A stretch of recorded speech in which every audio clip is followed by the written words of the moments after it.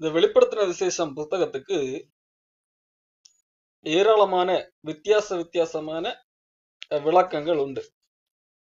இந்த முழு வேதாகமத்திலே பல்வேறு விதமான வியாக்கியானங்கள் கொண்ட ஒரு நூல் என்று எதுவென்று சொன்னால் இந்த வெளிப்படுத்தின விசேஷம் தான். இந்த வெளிப்படுத்தின விசேஷத்துக்கு மட்டுமே பல்வேறு விதமான விளக்கங்கள். ஒரு நபருக்கும் இன்னொரு நபருக்கும் வித்தியாசம் வியாக்கியானம் செய்யும் போதே அதிலே பல்வேறு விதமான வேறுபாடுகள் காணப்படும். காரணம், இந்த நூல் எழுதப்பட்ட விதம் அப்படியாக காணப்படுகிறது. அந்த நூல் நேரடியாக மற்ற நூல்கள் எழுதப்பட்டதை போல நேரடியாக ஒரு சம்பவத்தையோ நேரடியாக ஒரு அறிவுரையோ சொல்லும் வண்ணமாக எழுதப்படவில்லை. மாறாக இது எல்லாவற்றையும் ஒரு சிம்பாலிக் ஆக எழுதப்பட்டிருக்கிறது. ஆகவே அதனுடைய சரியான பொருளை அறிந்து கொள்ள வேண்டும் என்றால் அதில் சொல்லப்பட்டிருக்கின்ற அந்த சிம்பல்கள் அல்லது அந்த கோடு வேர்டு என்று சொல்லுவார்கள் அல்லவா, அதனுடைய சரியான அர்த்தத்தை போட்டு உறுத்தினால் மட்டுமே அது சரியாக விளங்கும். இல்லாத பட்சத்திலே அது விளங்குவது சற்று கடினமாக இருக்கும். சரி, இந்த வெளிப்படுத்தின விசேஷம் புத்தகத்தை குறித்து பொதுவாக பல்வேறு விதமான பார்வைகள் இருந்தாலும் முக்கியமாக ஒரு 4 விதமான பார்வைகள் இருக்கிறது. நான் ஆங்கிலத்தில் சொல்லுகிறேன், அதனுடைய சரியான தமிழ் மொழிபெயர்ப்பு எனக்கு தெரியவில்லை. முதலாவது த ஐடியலிஸ்ட் வியூ என்று சொல்வார்கள். அதாவது இந்த பார்வையானது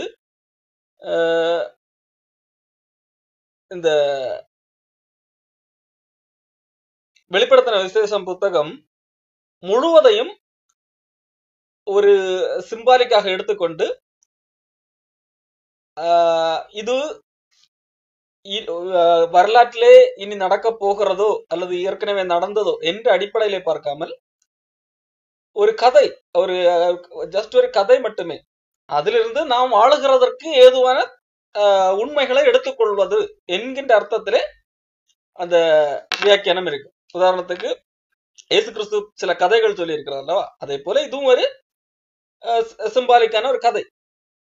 இதிலிருந்து நாம் வாழ்வதற்கு தேவையான கருத்துக்களை நாம் எடுத்துக்கொள்ளலாம் என்கின்ற அடிப்படையிலே இது வியாக்கியானம் செய்வார்கள். மற்றபடி இது வரலாற்றிலே இதில் எழுதப்பட்டபடி வரலாற்றிலே நடக்கும் அல்லது நடந்தது இனிமேல் இதே போலதான் நடக்கும் என்று எடுத்துக்கொள்ளக்கூடாது என்பதாக ஒரு பார்வை இருக்கிறது. இதை முதலாக ஆரம்பித்தது யார் என்று சொன்னால் இந்த அலிகோரிட்டிக்கல் இன்டர்பிரேஷன் என்று சொல்வார்கள். எல்லாவற்றையுமே நேரடி அர்த்தம் கிடையாது, இது எல்லாவற்றுக்கும் ஒரு ஆவிக்குரிய அர்த்தம் இருக்கிறது என்று சொல்லிக்கொண்டு நேரடியாகவே சொல்லப்பட்ட காரியத்திற்கும் இதற்கு நேரடியாக அர்த்தம் கிடையாது, இதுக்கு ஆவிக்குரிய அர்த்தம் என்று சொல்லி எல்லாவற்றுக்கும் ஒரு ஆவிக்குரிய அர்த்தம் என்று சொல்லி புகுத்தக்கூடிய ஒரு காரியம். உதாரணத்திற்கு இயேசு கிறிஸ்து கழுதையிலே போனார் அல்லவா, அப்போ அந்த சம்பவத்தை குறித்து வியாக்கியானப்படுத்தி பேசும்போது அது ஜஸ்ட் ஒரு நடந்த நிகழ்வு. இயேசு கிறிஸ்து கழுதையில போனார், அவ்வளவுதான். அதிலே அதை குறித்து நான் பிரசங்கம் பண்ணுகிறேன் என்று சொன்னால் அதை எப்படி பண்ணுகிறேன்? இயேசு கிறிஸ்து ஒரு கழுதையிலே போனார், அந்த கழுதைக்கு 4 கால்கள் இருந்தது, அந்த 4 கால்களும் எதை குறிக்கிறது தெரியுமா? இந்த முதலாவது கால் ஒரு முதலாம் சுவிசேஷத்தை குறிக்கிறது, இரண்டாவது கால் 4 கால்களும் 4 சுவிசேஷத்தை குறிக்கிறது. இப்படி நான் வியாக்கியப்படுத்தினால் எப்படி இருக்கு? கொஞ்சம் காமெடியாக இருக்கிறது அல்லவா? அதே அந்த மாதிரியான வியாக்கியானம் தான் அல்கோரித்திக்கல் இன்டர்பிரேஷன் என்று சொல்வார்கள். அந்த அடிப்படையிலானதுதான் இந்த ஐடியலிஸ்ட் வியூ. இதை ஒரிகன் என்கிறவர் ஆரம்பித்தார். இவர் கிபி 185 2ஆம் நூற்றாண்டிலே வாழ்ந்த ஒரு நபர். அப்போ அவர்தான் இந்த அல்கோரித்திக்கல் இன்டர்பிரேஷன் முறையை ஆரம்பித்தவர். அந்த அடிப்படையிலே இந்த வெளிப்படுத்தின விசேஷத்தை பார்க்கிறவர்கள் உண்டு. இது சரியாக இருக்குமா என்று கேட்டால் இது தவறு. காரணம், இந்த வெளிப்படுத்தின விசேஷம் பல சிம்பாலிக் மெத்தட் படி எழுதப்பட்டிருந்தாலும் அதிலே எதிர்காலத்தில் நடக்க போகிறவைகளை அப்படிதான் எழுதப்பட்டிருப்பதாக ஆண்டவர் சொல்லு. கடைசி காலத்திலே நடக்க போகிறவைகளை யோவானுக்கு காண்பித்ததாகத்தான் சொல்லப்பட்டிருக்கிறது. வெறும் ஒரு கதை அல்ல, அது உண்மையிலே நடக்க போகிற ஒரு சம்பவம் தான் என்பதாக சொல்லப்பட்டிருக்கு. அடுத்ததாக இந்த வெளிப்படுத்தின விசேஷத்தை குறித்து வேறொரு பார்வை இருக்கிறது. ஹிஸ்டாரிக்கல் வியூ என்று சொல்வார்கள். அந்த ஹிஸ்டாரிக்கல் வியூ வருவதற்கு முன்பாக இன்னொரு இது இருந்தால் அதை சொல்லிவிட்டு ஹிஸ்டாரிக் வரும். ப்ரீடெரிஸ்ட் வியூ என்று சொல்வார்கள். ப்ரீடெரிஸ்ட் வியூ என்று சொன்னால் பாஸ்ட், ஏற்கனவே முடிந்து விட்டது. இதுல வெளிப்படுத்தின விசேஷத்தில் உள்ள எல்லா நிகழ்வுகளும் ஏற்கனவே நடந்து முடிந்த சம்பவம். கிபி 70ஆம் ஆண்டிலே இந்த சம்பவங்கள் எல்லாம் ஏற்கனவே நடந்து முடிந்து விட்டது என்று சொல்லி ஒரு பார்வை இருக்கிறது. அது அது அது எப்பொழுது என்றால், கிபி 70ஆம் ஆண்டிலே அன்றைக்கு இருந்த ரோமர் அரசாங்கம் எருசலேமை மொத்தமாக அழித்து போட்டது. அந்த எருசலேமின் அழிவை குறித்து தான் இந்த வெளிப்படுத்தின விசேஷம் முழுவதுமாக பேசுகிறது. இந்த இதுல வெளிப்படுத்தின விசேஷத்திலே சொல்லப்பட்டிருக்கிற மிருகம் என்கின்ற அந்த நபர் யாரை குறிக்க வேண்டால், கிபி 70 அன்றைக்கு இருந்த நியூரோ என்கின்ற ரோம சீசரை குறிக்கக்கூடியதான். அவன் தான் கொடுங்கோல் ஆட்சி செய்தான். அவன்தான் கிறிஸ்தவர்களை உபத்திரவப்படுத்தினான், கொலை செய்தான், தன்னை வணங்கும்படி செய்தான். அவன்தான் அந்த அந்தி கிறிஸ்து. இது ஏற்கனவே கிபி 70 நடந்து முடிந்தது. ஆகவே யோவான் இதை எதற்கு கிறிஸ்தவர்களுக்கு எழுதினார் என்று சொன்னால், இந்த உபத்திரவத்தின் மத்தியிலும் நீங்கள் துவண்டு போகக்கூடாது. இப்படி கிறிஸ்தவர்களுக்கு எதிராக இந்த ரோமர்கள் இப்படி எல்லாம் செய்தாலும் நீங்கள் துவண்டு போகக்கூடாது. முடிவிலே கடவுள் ஒரு வெற்றியாளராக இருப்பார். நீங்கள் உயிர்த்தெழுந்து நீங்கள் மறுபடியும் வெற்றி பெறுவீர்கள்.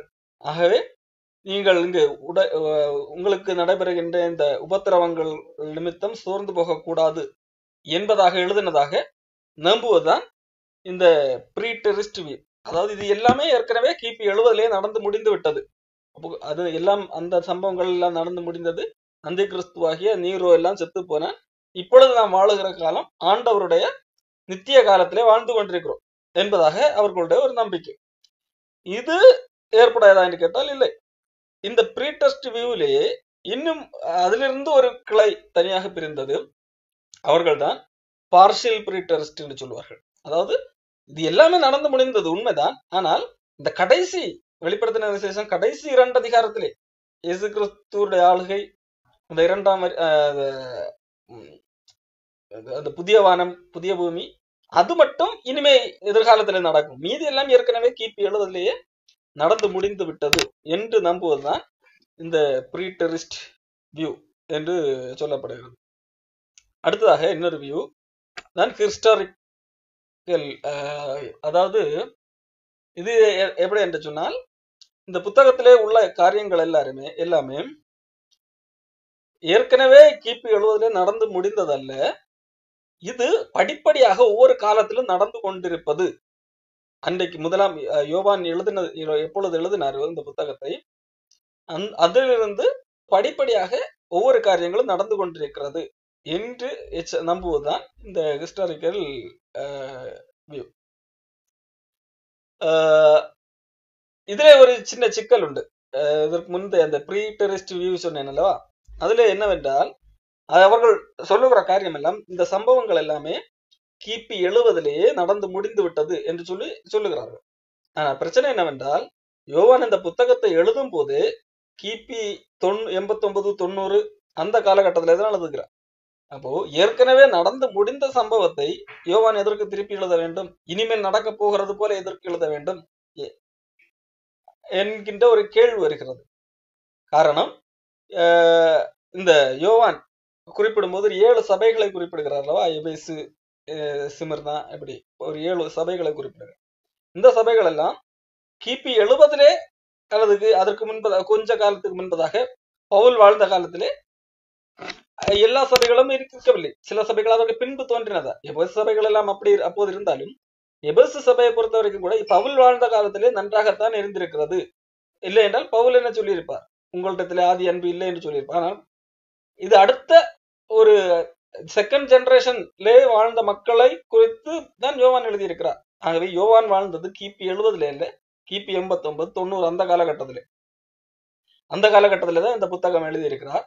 அப்படி இருக்க இந்த சம்பவங்கள் எல்லாம் கிபி 70 நடந்த சம்பவத்தோடு எப்படி தொடர்படுத்த முடியும் என்பதாக அந்த ப்ரீடெரிஸ்ட் வியூ நம்புவார்கள் அல்ல, அவர்களுக்கு எதிரான ஒரு கேள்வியாக இருக்கிறது. சரி, கிறிஸ்டாரிக்கல் வியூக்கு வருவோம். இவர்கள் என்ன சொல்லுகிறார்கள்? அப்போ இந்த வெளிப்படுத்தின விசேஷத்திலே பல்வேறு சம்பவங்கள் நடக்கிறது அல்லவா? பல்வேறு என்னது பூமி அதிர்ச்சிகள், கொலைகள், போர், இந்த மாதிரி காரியங்கள் எல்லாம் நடக்கிறது. இது எல்லாம் இனி என்றைக்கோ நடக்க போகிறதல்ல, இது வரலாற்றிலே பல்வேறு காலகட்டங்களில் நடந்து கொண்டிருக்கின்ற ஒன்று. அவர்கள் அதை சொல்வார்கள். ரோம அரசாங்கம் அது எதை குறிக்கிறது? ரோம அரசாங்கத்தை குறிப்பதுதான் இந்த வெளிப்படுத்தின விசேஷம் வருகின்ற அந்த குதிரைகள், அவைகள் எல்லாம் இந்த ரோம அரசாங்கத்தை குறிப்பது. அதை தொடர்ந்து இந்த 1,44,000 பேர் என்பது இந்த உலகமெங்கும் பரவி கிடக்கிற கிறிஸ்தவர்களை குறிப்பது என்பதாக சொல்வார்கள். இந்த மிருகம் என்று சொல்லப்பட்டிருக்கிறது அல்லவா, அந்தி கிறிஸ்து என்று சொல்லுகிறோம்.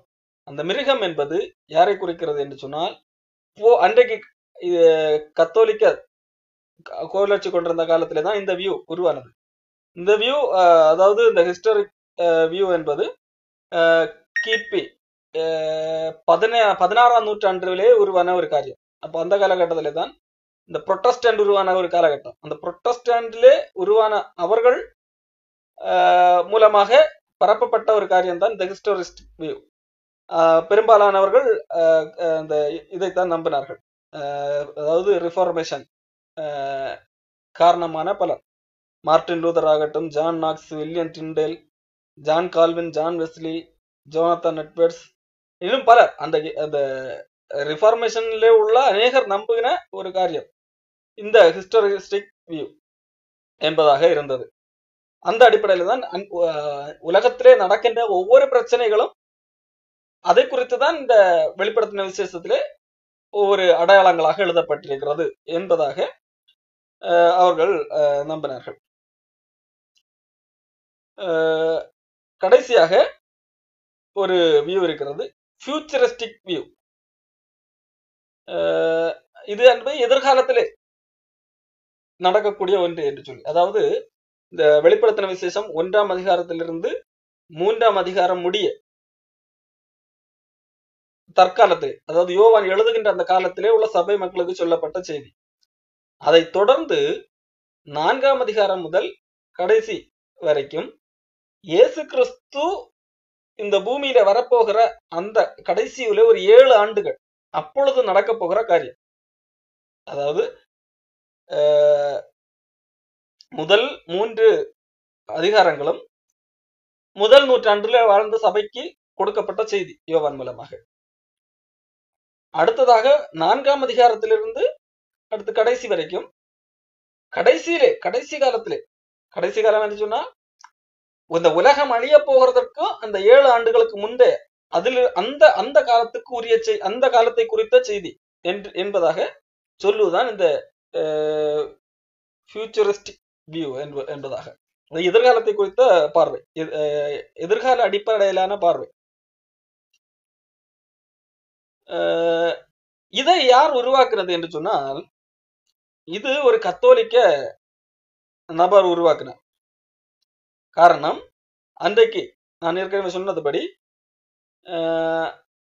ரிஃபார்மர்ஸ், சீர்திருத்த சபை வந்த காலகட்டத்திலே மக்கள் ரோமன் கத்தோலிக்கத்தை தான் அந்தி கிறிஸ்துவாக அவர்கள் காண்பித்தார்கள்.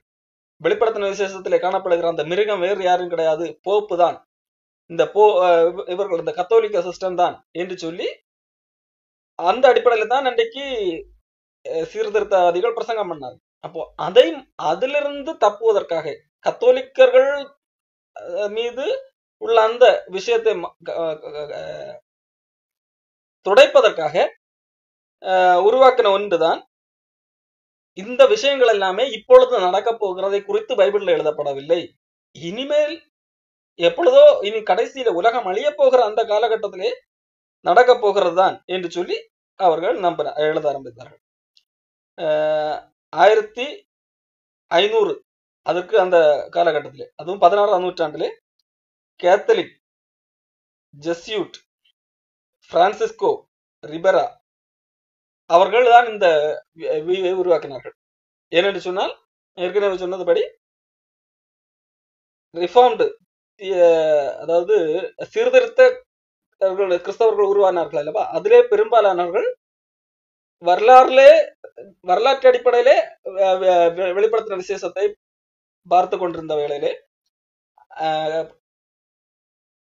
போப் அல்லது இந்த கத்தோலிக்கத்தை அந்தி கிறிஸ்து என்று ஒப்பிட்டு பேசி வந்தார்கள். வெளிப்படுத்தின விசேஷம் சொல்லப்படுகிற அந்த அந்தி கிறிஸ்து இந்த போப்பு தான் என்று சொல்லி பேசி வந்தார்கள். ஆகையால் அதிலிருந்து தப்பிப்பதற்காக இந்த ஒரு கத்தோலிக்கர்கள் உருவாக்கினது தான் இந்த ஃபியூச்சரிஸ்ட் வியூ என்று சொல்லி, அதற்கு பிறகு அதுல நிறைய மாடிஃபிகேஷன் வந்து தற்காலத்தில் ஒரு 1800 அந்த ஆண்டு காலத்திலே டிஸ்பென்சேஷனல் தியரி எல்லாம் இதுக்கு உள்ளாக நுழைத்து என்ன சொன்னார்கள், கடைசி 7 ஆண்டுகள் இருக்கிறது அல்லவா, அந்த 7 ஆண்டுக்கு முன்பதாகவே இயேசு கிறிஸ்து வந்து கிறிஸ்தவர்களை மட்டும் தனியாக எடுத்துக்கொண்டு போய் விடுவார், மீதி மக்கள் எல்லாம் இந்த பூமியில தான் இருப்பார்கள், அதற்கு பின்புதான் அந்தி கிறிஸ்து அவர்களை உபத்திரவப்படுத்துவான் என்பதாக ஒரு இதை கொண்டு வந்தார்கள். இதெல்லாம் எப்போது வந்தது என்றால் 1860 ஜான் நெல்சன் டார்பி என்று சொல்லி ஒருத்தர் இருக்கிறார். அவர் தான் பிரதரன் டினாமினேஷன் இருக்கிறது அல்லவா, அதிலே ஒரு அது ஸ்தாபித்த அதிலே முக்கியமான ஒரு நபர். அவர் தான் டிஸ்பென்சேஷன் என்கின்ற ஒரு கோட்பாட்டை உருவாக்கினார். அதாவது அவருடைய அந்த டிஸ்பென்சேஷன் என்றால் யூதர்கள், இஸ்ரவேலர்கள், அவர்கள் நியாயப்பிரமாணத்தின் அடிப்படையில் தான் கடவுளிடத்திலே சேர முடியும். யூதர் அல்லாதவர்கள், கிறிஸ்தவர்களுக்காகத்தான் இயேசு கிறிஸ்து வந்தார். அவர்கள் கிறிஸ்தவர்கள் கடவுளுடைய இயேசு கிறிஸ்துவின் கிருபையினால் அவர்கள் பரலோகம் போக முடியும். ஆனால் யூதர்கள் எல்லாரும் ஏற்றுக்கொள்ளவில்லை அல்லவா. இப்பொழுது நடக்கிற காலம் கிருபையின் காலம். இதற்கு இந்த கிருபையின் காலத்துக்கு முன்பதாக நியாயப்பிரமாணத்தின் காலம் என்று இருந்தது. அதுதான் இஸ்ரவேலர்களுக்கான காலம். அந்த காலத்திலே இஸ்ரவேலர்கள் அந்த நியாயப்பிரமாணத்தின் அடிப்படையில் தான் பரலோகம் போனார்கள். இப்பொழுது கிருபையின் காலமாக இருக்கிறபடியால் இந்த அடிப்படையில் அவர்கள் பரலோகம் போக முடியாது. மறுபடியும் இஸ்ரவேலர்களுக்காக மறுபடியும் ஒரு நியாயப்பிரமாண காலம் மறுபடியும் வருது. அதுதான் அந்த 7 ஆண்டுகள். அந்த 7 ஆண்டுகள் மறுபடியும் இஸ்ரவேலர்களுக்காக ஆண்டவர் அந்த நியாயப்பிரமாண காலத்தை கொண்டு வருவார். அந்த அடிப்படையிலே இஸ்ரவேலர்கள் மறுபடியும் அங்கே ஆலயத்தை கட்டுவார்கள், அங்கே பலிகளை எல்லாம் கொடுப்பார், நியாயப்பிரமாணத்தில் என்னெல்லாம் சொல்லப்பட்டதோ அதெல்லாம் செய்வார்கள். அந்த அடிப்படையிலே அவர்கள் இஸ்ரவேலர்கள் எல்லாரும் கூட ரட்சிக்கப்படுவார்கள் என்பதாக நம்புவதுதான் அந்த டிஸ்பென்சேஷனலிசம் என்பது. அதாவது இது ஒரு பெரிய பிழையான ஒரு காரியம். பழைய ஏற்பாட்டிலே ஆனாலும் புதிய ஏற்பாட்டிலே ஆனாலும் எல்லாரும் காப்பாற்றப்படுவது நியாயப்பிரமாணத்தினாலே இல்லை, நியாயப்பிரமாணத்தின் கிரியைகள்னால ஒருவரும் காப்பாற்றப்பட முடியாது. கர்த்தராகிய இயேசு கிறிஸ்துவின் கிருபையினால் மாத்திரமே தான் காப்பாற்றப்பட முடியும். அப்போ ஆகவே இயேசு கிறிஸ்து வந்த பின்பதாக அதை பழமையாக்கி போட்டார், அதாவது ஒழித்து போட்டார். சட்டதிட்டங்களை நியாயப்பிரமாணத்தை தன்னுடைய மாம்சத்தினாலே ஒழித்தார் என்று சொல்லிய வேதம் சொல்லுகிறது. அப்படி இருக்கு, மறுபடியும் இஸ்ரவேலர்களை காப்பாற்ற வேண்டும் என்பதற்காக அந்த ஒளிந்து போட்ட நியாயப்பிரமாணத்தை மறுபடியும் தூக்கி கொண்டு வருவாரா?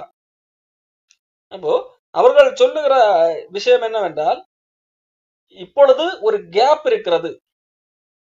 தானியேல் ஒரு தரிசனம் கண்டார், அந்த தரிசனத்தின் அடிப்படையில் அந்த ஒரு கேப் தியரை உருவாக்குகிறார்கள். அதாவது தானியேல் 49 வாரம் என்று சொல்லி ஒரு தரிசனத்தை பாரு. அந்த அடிப்படையிலே கடைசி வாரம் தான், கடைசி ஒரு வாரத்துக்கு 7 ஆண்டுகள், கடைசி வாரம் தான் இனிமேல் நடக்க போகிற காரியம். அப்ப அந்த கடைசி வாரத்துக்கு முன்பதாக ஒரு பெரிய கேப் இருக்கிறது, கணக்கில் வராத ஒரு நாள். அந்த நாள்ல தான் நாம் இப்போது வாழ்ந்து கொண்டிருக்கிறோம். 70 வார கணக்கு, அதிலே 69 வாரங்கள் ஏற்கனவே முடிந்து விட்டது. 69 முடிஞ்சா அடுத்து உடனடி 70 வரணும், அப்படித்தானே? இயேசு கிறிஸ்து மரித்ததோடு 69 வாரம் முடிந்து விட்டது. ஆனா 70வது வாரம் வரல. 70 வாரம் வராம 70 வாரம் வந்துச்சுன்னா உலகம் முடிஞ்சிடும். இந்த பூமியில் உள்ள எல்லா மக்களும் அழிய முடிஞ்சிடும். ஆனா உடனே என்னது 70வது வாரம் வரல. இங்க ஒரு பெரிய கேப் இருக்கு. அந்த கேப்ல தான் இப்பொழுது நாம் இருக்கிறோம்.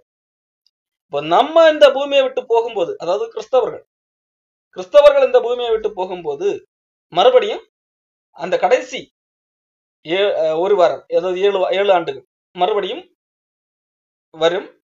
அந்த 7 ஆண்டுகள் முடிஞ்ச உடனடியாக இயேசு கிறிஸ்து பகிரங்கமாக வருவார். அந்த 7 ஆண்டுக்கு முன்பதாக இந்த கேப் முடியறதுக்கு முன்னாடி இயேசு கிறிஸ்து ரகசியமா வந்து கிறிஸ்தவர்களை தூக்கிட்டு போவார். இப்படி நம்புவதுதான் அந்த ஃபியூச்சரிஸ்ட் அப்டேட் ஆன வருஷன். இந்த ஃபியூச்சரிஸ்ட் ஃபர்ஸ்ட் வந்தது யாரு கொண்டு வந்ததுன்னா கத்தோலிக் கொண்டு வந்தது 1500ஆம் ஆண்டுகள்ல. 1860க்கு பிறகு ஜேன் டார்பி அவர் உருவாக்கின அந்த கொள்கையின் அடிப்படையில இப்படி ஒரு மாடிஃபிகேஷன் வந்தது. அப்போ இதுல எல்லாம் பிழைகள் காணப்படுகிறது. அப்போ இது எல்லாமே வெளிப்படுத்தின விசேஷத்தை படித்து பார்க்கும்போது இது எல்லாமே மனிதர்கள் உருவாக்கின ஒரு வெவ்வேறு விதமான பார்வைகளாக இருக்கிறது. சரியா? இப்போ இதுல இந்த வெளிப்படுத்தின விசேஷத்தை நாம் எப்படி புரிந்து கொள்ள வேண்டும் என்கிறதை இனிமேல் பார்க்க இருக்கிறோம். அப்போ இது லேசாக ஒரு முன்னோட்டம், ஓரளவுக்கு புரிந்திருக்கும் என்று நினைக்கிறேன். இப்படி வெளிப்படுத்தின விசேஷத்தை குறித்து வேறுபட்ட வேறு விதமான பார்வைகள் இருக்கிறது. சிலர் என்னது ஏற்கனவே நடந்து முடிந்து விட்டது என்று சொல்லி நம்புகிறார்கள். சிலர் இல்லை இல்லை இனிமேல் தான் நடக்கும் என்று நம்புகிறார்கள். சிலர் இல்ல ஏற்கனவே ஆரம்பத்திலிருந்தே கொஞ்சம் கொஞ்சமாக படிப்படியாக வரலாற்றில் அப்படியே நடந்து கொண்டு வருகிறது என்று சொல்லி நம்புகிறார்கள். இன்னும் சில இது எல்லாமே ஏதோ ஒரு சம்பவமோ நடக்க போகிற சம்பவம், உண்மையில நடக்க போகிற சம்பவம் கிடையாது. இது நம்முடைய வாழ்க்கைக்கு தேவையான கருத்துக்களை நாம் அதிலிருந்து புரிந்து கொள்வதற்காக அது ஒரு கதை வடிவில் கொடுக்கப்படல. அதிலே அதற்குரிய ஆவிக்குரிய அர்த்தத்தை நாம் தான் கண்டுகொள்ள வேண்டும் என்பதாக ஒரு பிரிவு. இப்படி பொதுவாக ஒரு முக்கியமாக ஒரு 4 பிரிவாக இருக்கிறது. இதையும் நிறைய உட்பிரிவுகள் எடுத்து ஏகப்பட்ட பிரிவுகளாக வகைப்படுத்தலாம். சரி, ஒரு முக்கியமான ஒரு 4 பிரிவுகளை சொல்லிவிட்டேன்.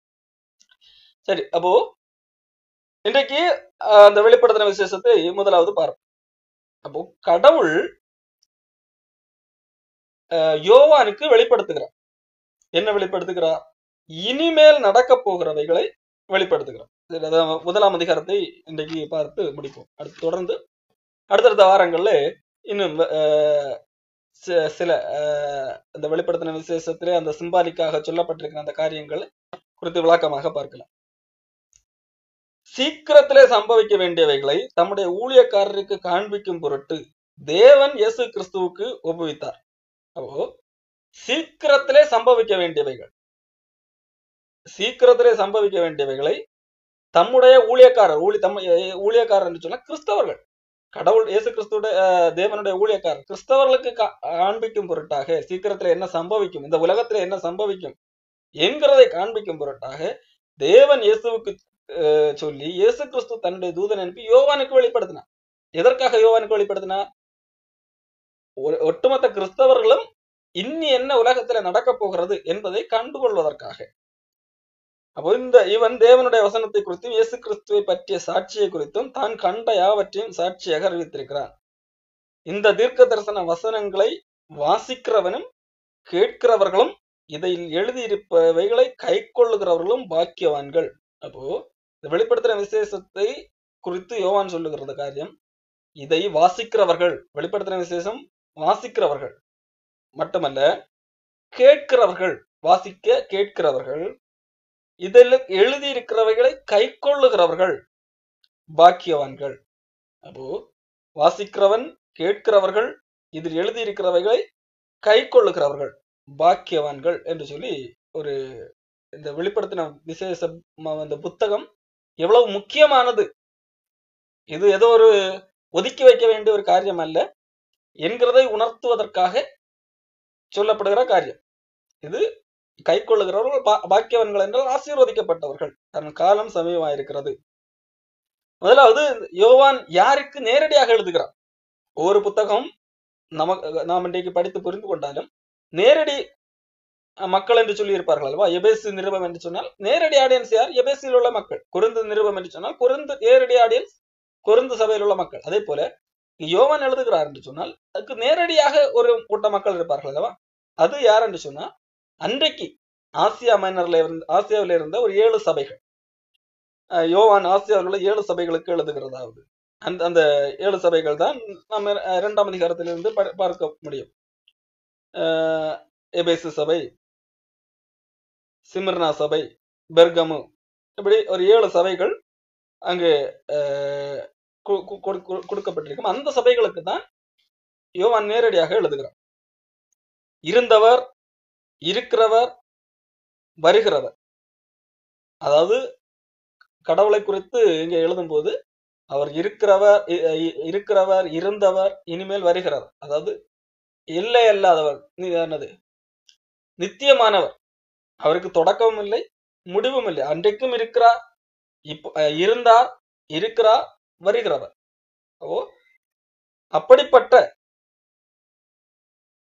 அவருடைய சிங்காசனத்துக்கு முன்பாக இருக்கிற 7 ஆவிகள், அந்த ஆவிகளாலும் உண்மையுள்ள சாட்சி மரித்தோரிலிருந்து முதற் பிறந்தவரும் பூமியின் ராஜாக்களுக்கு அதிபதியுமாக இயேசு கிறிஸ்துவினாலும் உங்களுக்கு கிருபை சமாதானம் உண்டாவதாக. நம்மிடத்தில் அன்பு கூர்ந்து தமது இரத்தத்தினாலே நம்முடைய பாவங்களால் நம்மை கழுவி தம்முடைய பிதாவாகிய தேவனுக்கு முன்பாக நம்மை ராஜாக்களும் ஆசாரியர்களுமாக்கின அவருக்கு மகிமையும் வல்லமையும் என்றென்றைக்கு உண்டாயிருப்பதாக. நம்மை தேவனுக்கு முன்பாக ராஜாக்களாகவும் ஆசாரியர்களாகவும் மாற்றி இருக்கிறார். யார்? இயேசு கிறிஸ்து. எப்படி? தன்னுடைய இரத்தத்தை சிந்தி. இயேசு கிறிஸ்து தன்னுடைய இரத்தத்தை சிந்தி நம்மை கடவுளுக்கு பிதாவாகிய தேவனுக்கு முன்பாக ஒரு சாதாரண ஏதோ ஒரு பாவியான மனிதனாக அல்ல, ராஜாவாகவும் ஆசாரியர்களாகவும் மாற்றி வைத்திருக்கிறார். இயேசு கிறிஸ்துவை குறித்து தொடர்ந்து சொல்லும் போது, இயேசு கிறிஸ்து எப்படி போனாரோ அப்படியே திரும்ப வருவேன் என்று சொல்லி அப்போஸ்தலர் 1ஆம் அதிகாரத்திலே அவர் எடுக்கப்படும் போது அவர் தன் சீடர்களுக்கு சொன்னார். அதே அந்த காரியத்தை இங்கு எழுதுகிறார். இதோ மேகங்களுடனே வருகிறார். இயேசு கிறிஸ்து மறுபடியும் வருகிறார். அவரை கண்கள் யாவும் அவரை காணும், அவரை குத்தினவர்களும் அவரை காண்பார்கள், அவரை பார்த்து புலம்புவார்கள். இருக்கிறவரும் இருந்தவரும் வருகிறவருமாகிய சர்வ வல்லமையுள்ள கர்த்தர் நான் தான் ஆல்பாவும் ஒமேகாவும் என்று சொல்லுகிறதாக சொல்லுங்க. சரி, அடுத்து தொடர்ந்து அவர் எழுதுகிறார். நான் பத்மு தீவிலே இருந்தேன். பத்மு தீவிலே யோவான் சிறை கைதியாக இருக்கிறார். ஒரு தீவிலே ஒதுக்குப்புறமாக இருக்கிறார். இந்தியாவிலே சுதந்திரம் அடைவதற்கு முன்பாக இங்குள்ள சிறை கைதிகளை ஒரு தனி தீவிலே கொண்டு அடைப்பார்கள். அந்தமான்ல ஒரு சிறை இருக்கிறது, அங்கே கொண்டு போய் அடைப்பார்கள். அது எதற்காக என்று சொன்னால், ஏன் இங்கே உள்ள சிறையில அடைப்பது? அங்கே உள்ள சிறை, இங்கிருந்து அவ்வளவு தூரத்தை நாடு கடத்தி அடைப்பது அவர்களை மேலும் துன்புறுத்துவதற்கு இணையானது. அப்படி யோவான் நாடு கடத்தப்பட்டு பத்மு என்கின்ற தீவிலே இருக்கின்ற போதுதான் இவர் இந்த காட்சியை காண்கிறார். அந்த காட்சியெல்லாம் இந்த புத்தகமாக எழுதி வைத்திருக்கிறார். கர்த்தருடைய நாளிலே ஆவிக்குள்ளானே, அப்பொழுது எனக்கு பின்னாலே எக்காலம் போன்ற பெரிதான சத்தத்தை கேட்டேன். அது நான் அல்பாவும் உமேகாவும் முந்தினவரும் பிந்தினவருமாயிருக்கிறேன். நீ காண்கிறதை ஒரு புஸ்தகத்தில் எழுதி ஆசியாவில் இருக்கிற எபேசு, சிமிர்னா, பெர்கமு, தியதீரா, சர்தை, பிலதெல்பியா, லவோதிக்கா என்னும் பட்டணங்களில் உள்ள 7 சபைகளுக்கும் அனுப்பு என்று விளம்பினது. இங்கே இங்க குறிப்பிட்டிருக்கிற 7 பட்டணங்கள், அந்த 7 பட்டணங்கள்ல கூடி வருகிற கிறிஸ்தவர்கள், அவர்களுக்கு இந்த செய்தியை அனுப்ப வேண்டும். அப்போ காரணம், அவர்கள் தான் நேரடி ஆடியன்ஸ், இந்த புத்தகத்தினுடைய நேரடி ஆடியன்ஸ். அப்பொழுது என்னுடனே பேசின சத்தத்தை பார்க்க திரும்பினேன். திரும்பின போது 7 பொன் குத்து விளக்குகளையும் அந்த 7 குத்து விளக்குகளின் மத்தியிலே நிலையங்கி தரித்து மார்பரிகை பொற்சகிச்சை கட்டியிருந்த மனுஷகுமாருக்கு ஒப்பாரவரையும் கண்டேன். அவருடைய சிரசும் மயிரும் வெண்பஞ்சை போலும் உயர்ந்த முளைவை போலும் வெண்மையா இருந்தது. அவருடைய கண்கள் அக்கினிஜுவல இருந்தது. அவருடைய பாதங்கள் உலைக்களத்தில் காய்ந்த பிரகாசமான வெண்கலம் போல் இருந்தது. அவருடைய சத்தம் பெருவெள்ள திரைச்சல் போல் இருந்தது. அவருடைய கையில 7 நட்சத்திரங்களை ஏந்தி கொண்டிருந்தார். அவருடைய வாயிலிருந்து இருபுறமும் கருக்குள்ள பட்டயம் புறப்பட்டது. அவருடைய முகம் வல்லமையை பிரகாசிக்கிற சூரியனை போல் இருந்தது. நான் அவரை வந்தபோது சித்தவனை போல் இருந்தேன். இது இயேசு கிறிஸ்துவை குறித்து சொல்லப்படுகிற ஒரு காரியம். அதற்காக நாம் எப்படி புரிந்து கொள்ளக்கூடாது? இதிலே சொல்லப்பட்டது போலத்தான் இயேசு கிறிஸ்து உண்மையிலே இருக்கிறார் என்று சொல்லி புரிந்து கொள்ளக்கூடாது. இது யோவான் இயேசு கிறிஸ்துவை ஒரு அடையாளமாக பார்க்கிறார். ஒரு ஏற்கனவே சொன்னது போல சிம்பாலிக்காக பார்க்கிறார். இங்கே இப்படி பார்க்கிறாரா? அதற்காக ஆண்டவர் இப்படித்தான் இருக்கிறார் என்று எண்ணிவிடக்கூடாது. காரணம், இதே தொடர்ந்து 2 அதிகாரங்களை கழிந்து நீங்கள் பார்ப்பீர்கள் என்று சொன்னால், அவர் திடீரென்று பார்க்கும்போது ஒரு ஆட்டுக்குட்டியை பார்க்கும். ஒரு ஆட்டுக்குட்டி, ஒரு அடி வாங்கின ஒரு ஆட்டுக்குட்டி எப்படி இருக்குமோ அதே போல அவர் பார்க்கிற காட்சியிலே ஒரு ஆட்டுக்குட்டி தான் வந்து நிற்கிறது. அப்போது புரிந்து கொள்கிறார், இந்த ஆட்டுக்குட்டி இயேசு கிறிஸ்துவை குறிக்கும் என்று சொல்லி அவர் புரிந்து கொள்கிறார். அதே போல இந்த இடத்துல இயேசு கிறிஸ்துடைய அந்த ராஜரீகத்தை, அவர் ராஜாவாக இருக்கிறார் என்கிறதை விளங்குவதற்காக இந்த மாதிரி ஒரு டெஸ்கிரிப்ஷன்ல அவர் பார்க்கிறார். அதற்காக இயேசு கிறிஸ்து உண்மையிலே அவருடைய வாயிலே ஒரு பட்டயம் இருக்கிறது என்று சொன்னால் அது பார்ப்பதற்கு நன்றான தோற்றமாக இருக்காது, மாறாக அது ஒரு விகற்பமான தோற்றமாக இருக்கு. பாருங்கள், அவருடைய வாயிலே என்னது, இருபுறமும் கருக்குள்ள பட்டயம் இருந்தது. பட்டயம் என்ற வாள், அவருடைய வாயில வாள் இருந்தது, அவருடைய கையில நட்சத்திரம் இருந்தது. இப்படியெல்லாம் உண்மையிலே அவர் அப்படி இருக்கிறார் என்பதல்ல அதனுடைய பொருள். அப்படி அவருக்கு காண்பிக்கப்பட்டது. காரணம், ஒவ்வொரு சிம்பலுக்கும் ஒவ்வொரு அர்த்தங்கள் இருந்தது. அவருடைய வாயில பட்டயம் இருந்தது என்று சொன்னா அவருடைய வாயிலிருந்து புறப்படுகிற வார்த்தைகள் இருபுறமும் கருக்குள்ள பட்டயம் போலது என்று சொல்லி அது அர்த்தம். காரணம், ஏற்கனவே எபிரேய புத்தகத்திலே அவருடைய வார்த்தை இருபுறமும் கருக்குள்ள பட்டயம் போலது, ஊனையும் கணுக்களையும் பிரிக்க தக்கதாக உருவ குத்துகின்ற ஒன்று என்று சொல்லி எழுதப்பட்டிருக்கிறது. அப்போ அவருடைய வாயிலிருந்து பட்டயம் இருக்கிறது என்று சொன்னால் அவருடைய வாயிலை எப்போதும் அவர் வாயிலை வைத்திருக்கிறார் என்று அர்த்தம் இல்லை. அவருடைய வாயிலிருந்து புறப்படுகிற வார்த்தைகள் பட்டயம் போன்றது, உருவ குத்தக்கூடியது, அது ஊரையும் கணக்களையும் பிரிக்கக்கூடியது என்று என்பதற்கு என்பதை புரிவதற்காக ஒரு என்னது, ஒரு சிம்பாலிக்காக சொல்லப்பட்டது. அதே போலதான் நீ தொடர்ந்து பார்க்கும்போது அவர் கையில நட்சத்திரம் இருந்தது என்று சொல்றாரு. அவர் நட்சத்திரம் எது, உண்மையில அவர் நட்சத்திரம் வைத்திருக்கிறாரா? இல்லை. அப்போ அவர் இங்கே சொல்லப்பட்டது இல்லவா 7 சபைகள், அந்த 7 சபைகளுடைய மேய்ப்பர்கள் அல்லது போதகர்கள், அவர்களை நான் கைகளில் வைத்திருக்கிறேன் என்கிறதை, அவர்கள் என்னுடைய கைகளில் தான் இருக்கிறார்கள் என்கிறதை உணர்த்தும் வண்ணமாகத்தான் அப்படி சொல்லப்பட்டிருக்கிறது. பாருங்கள், வெளிப்படுத்தின விசேஷம் 1ஆம் அதிகாரம் 20ஆம் வசனம். என் வலது கரத்திலே நீ கண்ட 7 நட்சத்திரங்களின் ரகசியத்தையும் 7 பொன் குத்து விளக்குகளின் ரகசியத்தையும் எழுது. அந்த 7 நட்சத்திரங்களும் 7 சபைகளும் தூதர்கள். தூதர்கள் என்றால் இந்த தேவதூதர்கள் இல்லை. தூதர்கள் என்று சொன்னா மெசஞ்சர்களையும் தூதர்கள் என்று சொல்வார்கள். மெசஞ்சர் செய்தியை செய்தி, அந்த சபைக்கு செய்தி கொடுப்பவர்கள், சபையிலே கடவுளுடைய செய்தியை பேசுபவர்கள். ஆகவே தான், மற்றபடி அந்த ஒவ்வொரு சபைக்கும் ஆண்டவர் ஒவ்வொரு தூதனை வைத்திருக்கிறார். அந்த தூதனுக்கு ஆண்டவர் செய்தி சொல்ல வேண்டிய அவசியம் இல்லை. தூதனுக்கு கடவுள் அதற்கு சொல்ல வேண்டும். இங்கே சொல்லப்பட்டிருக்கிற காரியங்கள் எல்லாம் சபையில உள்ள மக்கள் மனம் திரும்புவதற்கு எதுவான காரியம். சபையில் உள்ள மக்கள் மனம் திரும்புவதற்கு சபைக்கு தானே சொல்ல வேண்டும், சபையில் உள்ள பாஸ்டருக்கு தானே சொல்ல வேண்டும். மாறாக அந்த சபைக்கு என்று ஒரு தூதன் இருந்து அந்த தூதனிடத்திலே காரியம் சொன்னால் என்ன விஷயம்? மாறாக அந்த தூதனுக்கு சொல்ல வேண்டும் என்றால் தூதனுக்கும் கடவுளுக்கும் நேரடி தொடர்பு இருக்கும். அதற்கு எதுக்கு யோவான் வந்து எழுத வேண்டும்? கடவுள் தூதனிடத்திலே சொல்லி, தூதன் யோவானிடத்திலே சொல்லி, யோவான் கடிதம் எழுதுகிறான். இதற்கு கடவுளுடைய தூதனுக்கு சொல்வதற்கா? இல்லை. தூதன் என்று சொன்னால் அதற்கு ஒரு அர்த்தம் தேவதூதர்கள் மட்டுமல்ல, இங்கு மெசஞ்சர், செய்தி அளிப்பவர்கள் என்கின்ற அர்த்தத்திலையும் வேதத்திலே வரும். உதாரணத்திற்கு ஒரு வசனத்தை வேண்டாமா நீங்கள் படித்துக் கொள்ளுங்கள். லூக்கா 7ஆம் அதிகாரம் 24ஆம் வசனம். யோவானுடைய தூதர்கள் போன பின்பு அவர் யோவானை குறித்து ஜனங்களுக்கு சொன்னது என்னவென்றால் என்று சொல்லப்பட்டிருக்கு. அப்ப யோவானுடைய தூதர்கள் என்று சொல்லப்பட்டிருக்கு இந்த இடத்துல. யோவானுக்கு தேவதூதர்கள் இருந்தார்கள் அப்படி அர்த்தம் இல்லை. யோவானுடைய தூதர்கள் என்றால் யோவானுடைய செய்தியை கொண்டு கடத்துகிறவர்கள், யோவானுடைய சீடர்கள், அவர்களைத்தான் யோவானுடைய தூதர்கள் என்று சொல்லப்பட்டிருக்கிறது. யோவானையே தூதன் என்று சொல்லி இருக்கிறது வேதாகமத்திலே. சரி, அப்போ தூதன் என்று சொன்னாலே அது தேவதூதர்களைத்தான் குறிக்கும் என்பதாக எண்ணிக்கொள்ளக்கூடாது. அப்போ இந்த இடத்துல சொல்லப்பட்டிருக்கிற காரியம், என் வலதுகரத்திலே நீ கண்ட அந்த நட்சத்திரங்களும் 7 சபைகளுடைய தூதர்கள். அதாவது 7 சபைகளை 7 சபைகளிலே மக்களுக்கு கடவுளை குறித்து போதிக்கிறவர்கள், அந்த செய்தியை அறிவிப்பவர்கள். அவர்களுக்கு நீ எழுது. அதான் பார்க்கிறோம் வெளிப்படுத்தின விசேஷம் 2ஆம் அதிகாரத்திலே எபேசு சபையின் தூதனுக்கு நீ எழுது. அப்ப யோவான் யாருக்கு எழுதுகிறார்? தேவதூதனுக்கு கடிதம் எழுதுகிறாரா? இல்ல, அந்த சபையின் தூதனுக்கு என்றால் அந்த சபையின் செய்தி கடவுளுடைய செய்தியை கொடுப்பவர், அதான் தூதுவர். அப்ப அந்த நபருக்கு நீ கடிதம் எழுது. அடுத்து நீங்கள் பார்ப்பீர்கள் என்று சொன்னால் சிமிர்னா சபையின் தூதனுக்கு நீ எழுது. அப்போ சிமிர்னா சபைக்கு என்று ஒரு தேவதூதன் இருக்கான், அந்த தேவதூதனுக்கு நீ கடிதம் எழுதா? அப்படி இல்லை. அப்போ தூதன் என்று சொல்லும் போது அந்த சபைக்கு தேவனுடைய வார்த்தையை கொடுக்கிறவர்கள் தூதர்கள் என்ற அர்த்தத்திலே தான் இந்த இடத்துல வருகிறது. அப்போ கடவுளுடைய கையில 7 நட்சத்திரம் இருக்கிறது என்று சொன்னால் உண்மையிலே அவர் எல்லா கையில நட்சத்திரத்தை வச்சிட்டு இருக்கார் அப்படி என்றால் சபை தேவனுடைய ஊழியக்காரர்கள் மக்களை நடத்தக்கூடிய அந்த தேவனுடைய வார்த்தையை போதிக்கிறவர்கள் என்னுடைய கைகளில் இருக்கிறார்கள் என்கிறதை காண்பிப்பதற்காக ஒரு சிம்பாலிக்காக யோவானுக்கு அப்படி ஒரு உருவம் காண்பிக்கப்படுகிறது. அதை தொடர்ந்து அவர் குத்து விளக்கின் மத்தியிலே நிற்கிறார். உண்மையிலே ஆண்டவர் குத்து விளக்கு அடுக்கி வச்சுக்கிட்டு நடுவில் நின்றுட்டு இருக்காரு? அப்படி இல்லை, அது யோவானுக்கு அப்படி காண்பிக்கப்பட்டது.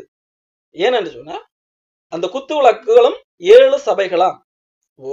7 சபைகள் மத்தியிலே தான் கடவுள் இருக்கிறார், சபைகள் மத்தியிலே ஆண்டவர் இருக்கிறார் என்கிறதை காண்பிப்பதற்காக யோவானுக்கு அப்படி ஒரு விஷனாக காண்பிக்கப்பட்டது. உண்மையிலே கடவுள் அப்படித்தான் இருக்கிறார் என்று புரிந்து கொள்ளக்கூடாது. அதான் ஏற்கனவே சொன்னேன், இது ஒரு சிம்பாலிக்காகவே எழுதப்பட்டிருக்கு.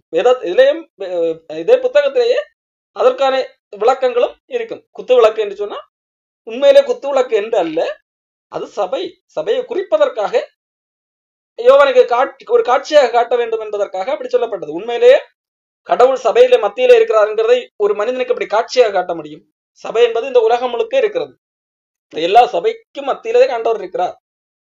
சபை என்றால் மக்கள், அந்த மக்களுக்குள்ளாக கடவுள் இருக்கிறார் என்கிறதை எப்படி ஒரு காட்சியாக காட்ட முடியாது அல்லவா? இந்த தேவனுடைய இந்த ஊழியக்காரங்கள் எல்லாம் கடவுளுடைய கைகளில் தான் இருக்கிறார்கள் என்கிறதை எப்படி உண்மையிலே காட்சியாக காட்ட முடியும்? அவர்களை பிடித்து கையில வச்சிருக்க வேண்டுமா? இல்ல அல்லவா?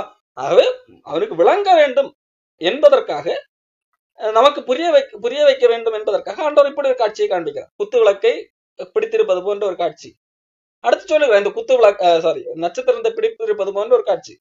ஏன் இந்த நட்சத்திரங்கள் என்றால் இதுதான் அந்த சபையினுடைய தேவ செய்தி கொடுக்கிறவர்கள். அப்போ நமக்கு எளிதாக புரிந்துவிடும், கடவுள் தன்னுடைய ஊழியக்காரர்களை தன்னுடைய கைகளில் வைத்திருக்கிறார். அப்போ குத்து விளக்கின் மத்தியிலே கடவுள் இருப்பது போல ஒரு காட்சியை காட்டுகிறார். அதற்கு பொருள் உண்மையிலே அப்படி இருக்கிறார் என்றல்ல. அப்போ நான் புரிந்து கொள்ளணும், குத்து விளக்கு என்றால் சபை என்று சொல்லி ஆண்டவர் சொல்லி இருக்கிறார். அப்போ சபையிலே மத்தியிலே தான் கடவுள் இருக்கிறார். அப்போ சபை என்றால் மக்கள் மத்தியிலே தான் கடவுள். மக்கள் தேவனுடைய மக்கள், இயேசு கிறிஸ்து ஏற்றுக்கொண்ட மக்கள். அந்த மக்கள் மத்தியிலே இயேசு கிறிஸ்து இருக்கிறார், அவர் உலாவுகிறார் என்கிறதை நாம் புரிந்து கொள்ள வேண்டும் என்பதற்காக ஒரு சிம்பாலிக்காக காட்டப்பட்ட ஒரு விஷயம். தொடர்ந்து அடுத்த வாரத்தில் இந்த 7 சபைகளுக்கு கொடுக்கப்பட்ட செய்தியை குறித்து பார்க்கலாம். அதை தொடர்ந்து நாம் அடுத்தடுத்த காரியங்களுக்கு போகலாம். சந்தேகம்